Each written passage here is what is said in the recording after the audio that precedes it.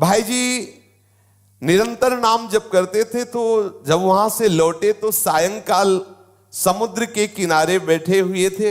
एक बेंच पड़ी थी और बैठकर वहां समुद्र की तरंगे देख रहे थे और नाम जप कर रहे थे। एकांत था, कुछ थोड़ा सा अंधेरा भी हो रहा था। बेंच पर बैठे नाम चिंतन करते हुए समुद्र की तरफ देख रहे थे तो अचानक देखा कि बेंच के समीप एक पारसी सज्जन खड़े हुए हैं। सफेद पोशाक, सफेद पाग बांधे हुए ऐसे खड़े हैं।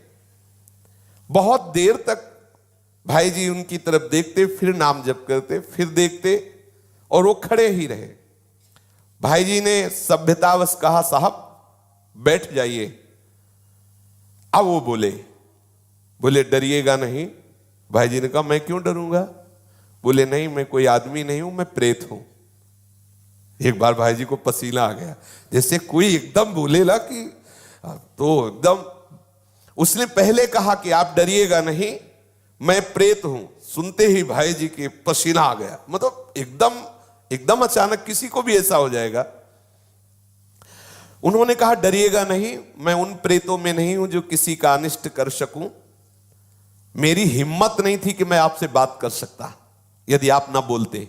ध्यान दीजिए, एक प्रेत योनि भी है 84 लाख योनियों में, जिनका शास्त्र विरुद्ध आचरण बनता है, धर्म विरुद्ध आचरण बनता है, जो अधोगति को प्राप्त होते हैं। जैसे धुंधकारी के विषय में आया है कि वो प्रेत योनि को प्राप्त हुए थे, भागवत में चल। बहुत से ऐसी गलतियां हैं जो हो जाने के कारण फिर हमें प्रेत योनि मिलती है। बड़ी भयानक कष्टप्रद स्थिति होती है। उसमें बड़े अच्छे भी प्रेत होते हैं, बहुत बुरे भी, बहुत ही भयंकर कोटि के भी होते हैं। और ये स्वयं सृष्टि में कुछ खा पी नहीं सकते। नदियां बह रही लेकिन प्यासे तड़पेंगे, एक बूंद पानी नहीं पी सकते। ये जब पिएंगे जब कभी तुम्हारे ऊपर सवार हो जाएंगे, तभी आहार विहार कर सकते, अन्यथा नहीं। ऐसे तड़पते रहते, चिल्लाते रहते हैं। जब कोई अपवित्र और कर्महीन पुरुष फंस जाता है तब ये उनके ऊपर सवार हो जाते हैं, उनका खून पीते हैं, उनके द्वारा जो जल भोजन आदि पाया जाता है उसको वो ग्रहण करते हैं। जो भगवान नाम जप करता है उसको स्पर्श भी नहीं कर सकते, बात भी उससे नहीं कर सकते। विश्वास करना, जो भगवान नाम जप करते रहते हैं, ये प्रेत योनि की ताकत नहीं कि उसका स्पर्श कर सके। अपना कल्याण करने के लिए बड़े संतों के जीवन में आते हैं।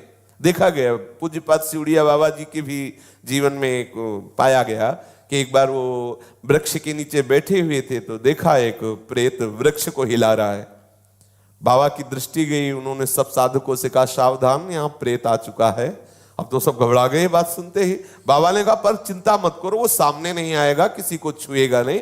पर वो बड़ा उपद्रव करने लगा, कभी कुटिया में जाकर के पर्दा हिलाना, ऐसे कई तरह के। बाबा ने कहा, चलो फिर यहाँ से आसन हटा देते हैं, ये करेगा तो कुछ नहीं पर उपद्रव करता रहेगा। और तो ऐसा कई संतों के जीवन में ऐसी घटनाएं आती हैं, पर वो आपको डिस्टर्ब करने की चेष्टा करेंगे, आपको छू नहीं सकते। तो भाई जी से कहा कि मेरी हिम्मत नहीं थी कि मैं आपसे बोल सकूं, आप बोले तब मेरी हिम्मत हुई, मैं आपसे बात किया।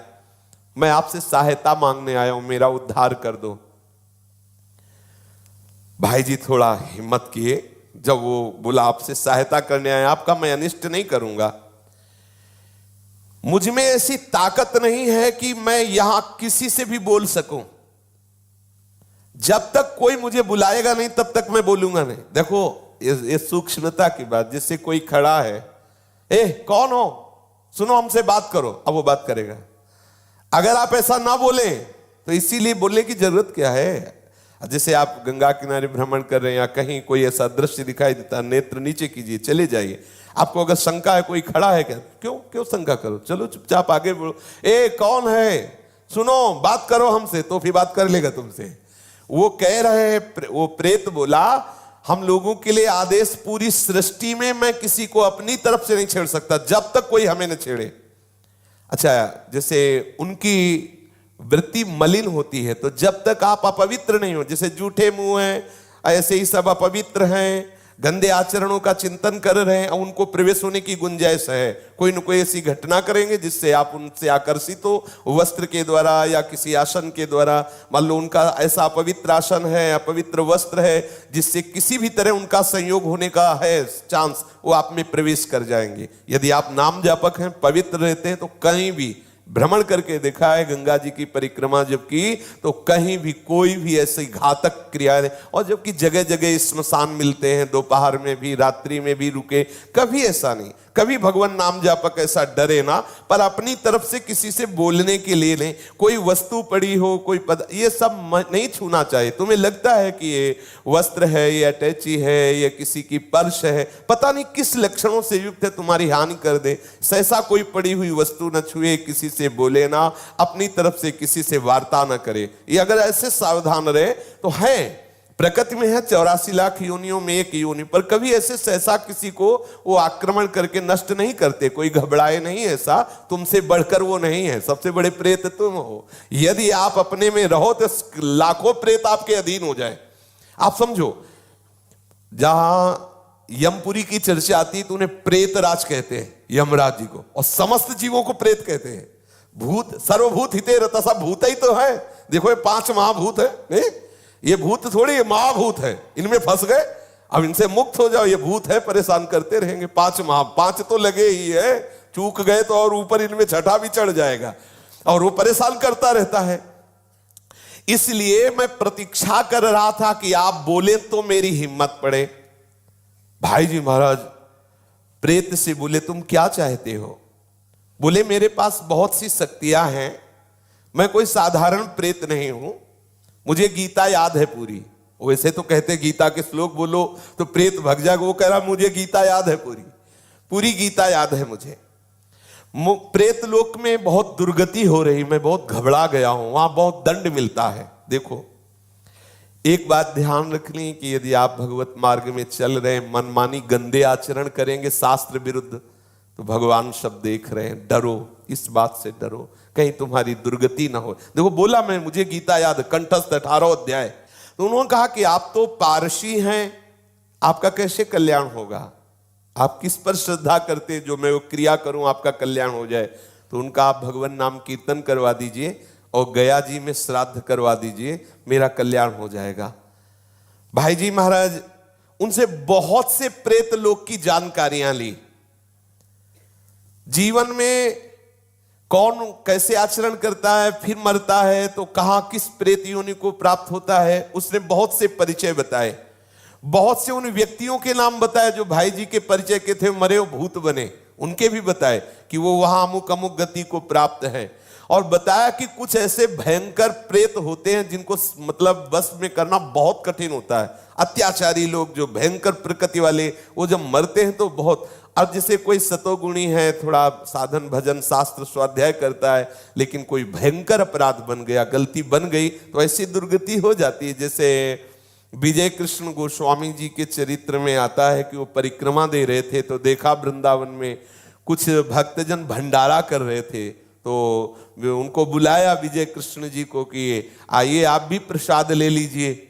भक्तों का समुदाय है, 3 बजे सुबह परिक्रमा कर रहे थे, तो उन्होंने प्रसाद लिया, अपनी कुटिया में रख दिया। दिनचर्या करके जब उधर देखा तो उसमें सब गंदे पदार्थ, भक्ष्य पदार्थ। तो उनका ऐसा कैसे हो सकता है कि भक्त लोग इतने सब निकृष्ट पदार्थ, और सब मल की तरह दुर्गंध आए। दूसरे दिन फिर परिक्रमा की तो फिर वो समुदाय दिखाई दिया। तो उन्होंने कहा कि आप लोग कौन हो, ऐसे अभक्ष्य पदार्थ, ऐसे गंदे पदार्थ? तो बोले हम सब प्रेत हैं। यही वृंदावन की बात।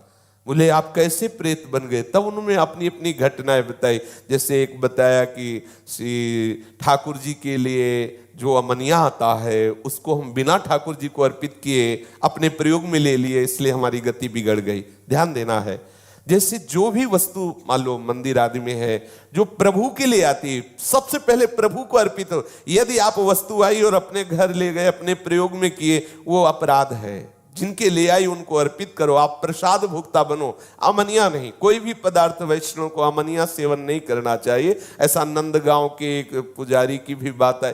कई ऐसे दृश्य आते, इसलिए बहुत सावधान। जैसे एक प्रसंग हमने संतों से सुना कि किसी संत को संत सेवा के लिए कुछ अर्थ मिला और उनके भाई आए, उन्होंने कहा कि घर में बहुत समस्या है, अगर अर्थ मिल जाता तो हम कुछ दिनों बाद वापस कर देते।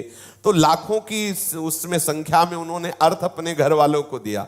अच्छा, घर वाले इसलिए वापस नहीं किए कि बड़े भैया ही तो हैं, तो जब वो पधारे तब वो अधोगति को प्राप्त हो गए। ये ध्यान देने के, आपको गौशाला के, गौ सेवा के लिए, संत सेवा के लिए, जिसके लिए जो वस्तु दी जाती है ठीक वहीं लगनी चाहिए। उसे आप अपना मान करके प्रयोग करेंगे तो आपकी गति बिगड़ जाएगी। जैसे आपने 500 संतों के भंडारे के लिए पैसा लिया, तो आप सेवक रूप से खूब मेहनत करो, संतों की जूठन पालो और जितना रुपया है पूरा संत सेवा में लगा दो, तो आपको भगवत प्राप्ति का मार्ग प्रशस्त हो जाएगा। लेकिन आपने क्या किया कि 100 का लगा दिया, 400 का, ये अपराध बन रहा है।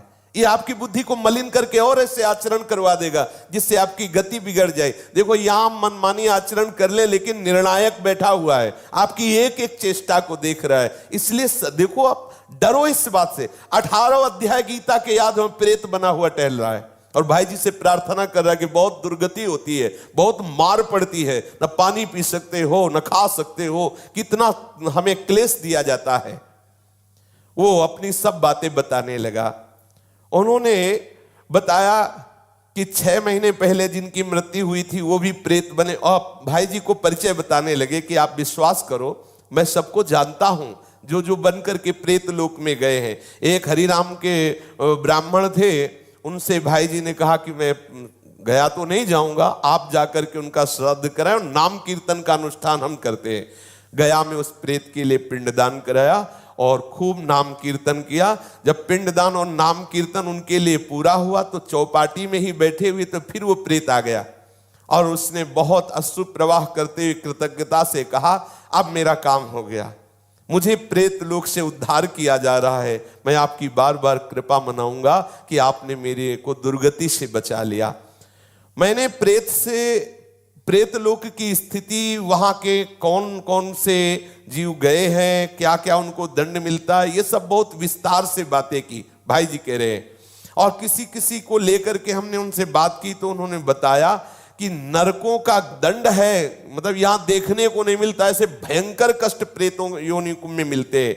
कोई नरक को झूठा न माने, परम सत्य है, ये सब मैं भोग रहा हूं। उस प्रेत ने बताया ये नरक सत्य है, एक एक सत्य है, पाप करने वालों को बहुत दुर्गति होती है। इसलिए मैं सबसे प्रार्थना करता हूं कि कोई कर्म बिगड़े ना। भाई जी ने कहा, मैं सबसे प्रार्थना करता हूं कि कोई कर्म बिगड़े ना, सावधान। अपने लोग समझते हैं कोई देख नहीं रहा, लेकिन जिनको देखना है, जिनको निर्णय करना है, वो तो निश्चित देख रहे हैं। भाई सावधान, हम बहुत डरते रहें, कोई अपराध न बने, कोई गलती न बने, इस जन्म में प्रिया प्रीतम मिल जाए, यही सार बात। श्री राधा वल्लभ लाल की जय।